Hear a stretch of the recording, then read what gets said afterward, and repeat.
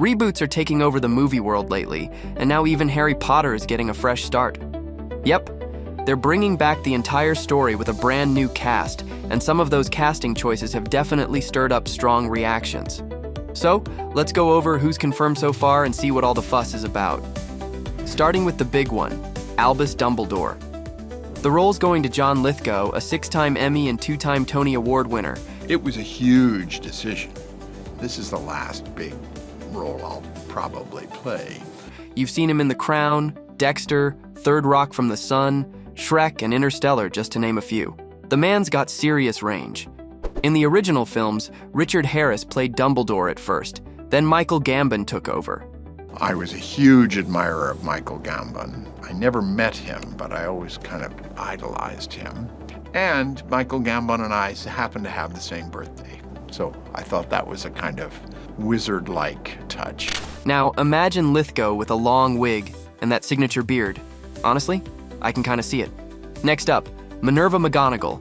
She'll be played by Janet McTeer, another powerhouse with a Tony and a Golden Globe under her belt. She's been in Ozark, Me Before You, The Menu, and The Old Man. But here's the thing. Dame Maggie Smith was iconic in this role, and that's a tough act to follow. Still, McTeer's got the chops. Let's see how she makes the role her own. Rubius Hagrid will now be played by Nick Frost.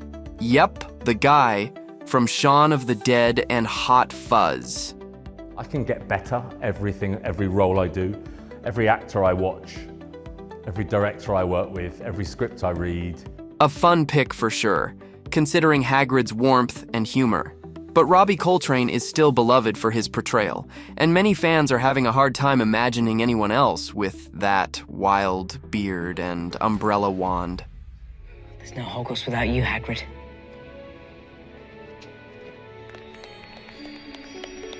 As for Quirinus Quirrell, the stuttering Defense Against the Dark Arts professor from the first book, he'll now be played by Luke Thallin. He's had some smaller roles in The Favourite and Present Laughter, but this is his big chance to shine. Ian Hart originally played Quirrell, and honestly, Luke bears a striking resemblance to him.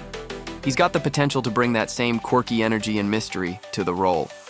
Another familiar face at Hogwarts, Argus Filch, will be portrayed by Paul Whitehouse.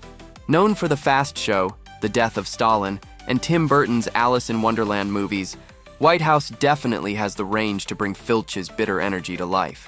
David Bradley owned the role in the films, but Whitehouse might just surprise us. And now, the casting that's caused the biggest stir online, Papa Essiedu as Severus Snape. Essiedu has been nominated for an Emmy and starred in I May Destroy You, Black Mirror, and Gangs of London. But let's be real, Alan Rickman was Snape for an entire generation. So naturally, people have opinions. Now, when I first heard these rumors a few months ago, I thought, no way. This cannot be real. But here we are. They have actually race-swapped Severus Snape. Some fans are upset about the change, especially because of how vividly Snape is described in the books. One of the most complex and interesting characters in this entire thing is going to be completely revolutionized. His entire arc is going to have different context because you wanted to make him black. Others argue that this casting could shift the entire perception of Snape's story. Snape being black can completely alter the way that some people interpret his backstory. The bullying that younger Snape experienced is gonna look like it was racially motivated, which it was not in the original because Snape is white. And honestly, some reactions have been particularly harsh, calling it a race swap and accusing the producers of pushing an agenda. But there are also fans who see this as a bold, refreshing take. One said Essiedu might finally help us see Snape as even more layered. Vulnerable, rejected, angry, and still incredibly powerful. Another fan posted, Papa Essiedu is going to shock the world with how well he portrays Snape, already calling it. And now, the moment everyone's been waiting for, the Golden Trio has officially been cast. Drumroll, please. Harry Potter will be played by Dominic McLaughlin, Hermione Granger by Arabella Stanton, and Ron Weasley by Alistair Stout. Over 30,000 kids auditioned when HBO launched an open casting call last fall, and after months of searching, these 3 were chosen. As showrunner Francesca Gardner and executive producer Mark Mylod put it, they've found something truly special. The talent of these 3 unique actors is wonderful to behold, and we cannot wait for the world to witness their magic together on screen. At this point, it's too early to make strong judgments based on casting alone. But is this reboot really necessary right now? Honestly, the original movies still feel fresh, and the actors are so iconic that it's hard to imagine anyone else in those roles.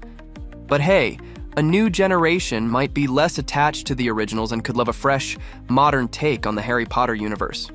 So instead of jumping to conclusions, let's take a breath and see what this new series brings. And while we wait to see how the reboot turns out, let's go back to where it all began. The original films didn't just bring magic to the screen. There were plenty of surprising, emotional, and even uncomfortable stories happening behind the scenes too. As we all remember, the characters in Harry Potter start their adventures at the age of 11. What happens when you put a lot of kids in one place? Most likely, an outbreak of head lice, the most common problem that schools also face. The filming of Harry Potter and the Chamber of Secrets had to be postponed when child and adult actors alike started scratching their heads on set. Of course, everyone was checked and treated before the filming resumed. One of the first heartbreaks the universally liked Hermione Granger actress Emma Watson ever experienced while filming Harry Potter was when her pet hamster Millie died. Emma must have been 10 or 11 at the time, but she honored Millie in her speech as she accepted her Britannia Award at the age of 24. Rest in peace, Millie. This one's for you. At least we now know that Millie got a proper send-off. The set decorators built a custom-designed, velvet-lined coffin for the tiny Fluff. Emma's other heartbreak was caused by Draco Malfoy, Tom Felton. In a 2011 interview with 17, the actress revealed that she used to harbor a huge crush on Felton during the filming of the first 2 Harry Potter films. Emma actually recently said that she had a huge crush on you. Very flattering. And she was like, we talk about it now, but she said she couldn't walk on set without getting googly over you. I mean, did you know that? I wasn't. I mean, we're going back a few years here, but no, not really. Who wouldn't? Felton was slightly older, had a skateboard, and had that bad boy vibe. Let's vote on it. Those in favor? Imagine a young Emma Watson checking their filming schedules to see if Tom would be coming in for work that day. The feelings were not mutual, as Tom saw Emma as a sister figure. And then eventually, we became good friends, and we can laugh about it now. But the hamster and Tom Felton episodes weren't the ones that almost made Emma quit the role of Hermione. It was because she wanted her normal life back. By the time Watson started doing the 4th movie, her filming schedule was so terrible, she felt like a prisoner. I get told what time I get picked up, Watson confessed in 2010. I get told what time I can eat, when I have time to go to the bathroom. Every single second of my day is not in my power. No one goes for the first audition they've ever been to in their entire life and then makes those movies for over a decade. No, it just doesn't ever happen. That doesn't happen. While Harry Potter himself, Daniel Radcliffe, was never on the verge of quitting the series, he dealt with the immense pressure in his own way. It was probably around the time of the 4th film that I kind of started to realise that I was Harry.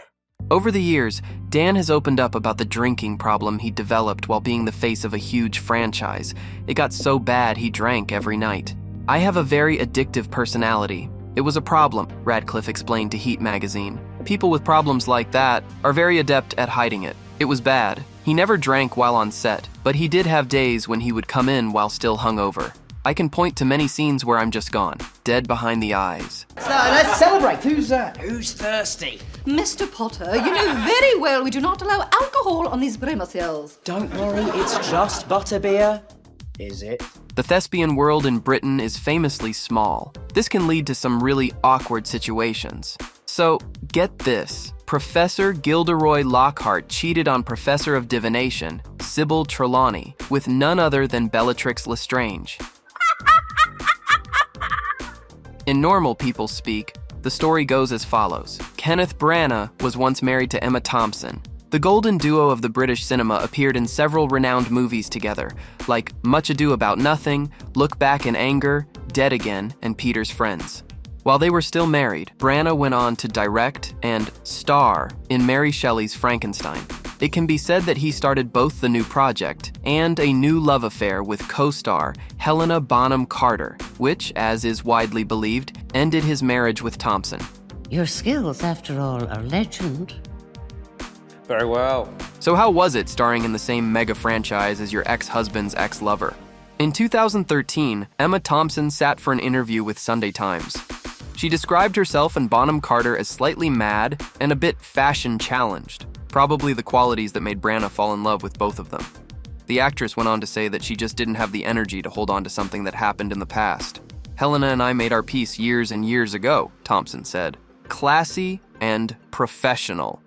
Another example of high professionalism was displayed by the excellently cast Minerva McGonagall, that is, Dame Maggie Smith. The actress was diagnosed with cancer in 2007, at the age of 73. She underwent chemo and radiation therapy as she was filming Harry Potter and the Half-Blood Prince. Like a true Gryffindor, the actress powered through feeling nauseous and dizzy during work. If you haven't heard of it, it's because Dame Maggie Smith didn't talk much about the grueling and very personal experience. I think it's the age I was when it happened. It knocks you sideways. It takes you longer to recover. You are not so resilient. Tragically, not all Harry Potter on-set stories are about full recoveries. In 2009, Daniel Radcliffe's stunt double, 25-year-old David Holmes, was preparing to film the Deathly Hallows installment. As he was rehearsing a flying scene that involved an explosion, he was flung into the wall and broke his neck. What happened, I was rehearsing Harry Voldemort sequence for the Deathly Hallows, and it was just a rehearsal that went wrong, and unfortunately I had my injury.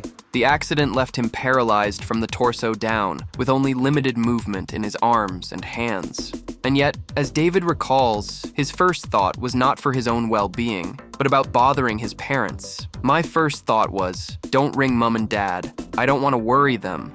But the injury didn't break the stuntman's spirit. He was determined to emerge a winner in these dire circumstances. He has taken up driving a modified race car, has launched a podcast that helps people with similar injuries, and now resides comfortably in the automated home of his dreams. We've talked about Harry Potter-related injuries, heartbreaks, alcohol problems, and it's time now to talk about a financial scandal. How am I to pay for all this? I haven't any money. According to his former agent, Devon Murray, who played student Seamus Finnegan in all 8 films, was a joy to work with. But he failed to fulfill his contractual obligations, which resulted in a massive commissions fee. Murray ended up paying close to $300,000 to his former manager. Bit of a nasty shock for him when he found out. Note that previously, the actor bragged on Twitter about spending all his money on drinks, cars, and girls. Whoops. Tragic, cringe-inducing, funny real-life stories won't make the Harry Potter universe any less magical. But now we know a bit more about what went on behind the scenes. Which is your favorite Harry Potter-related story?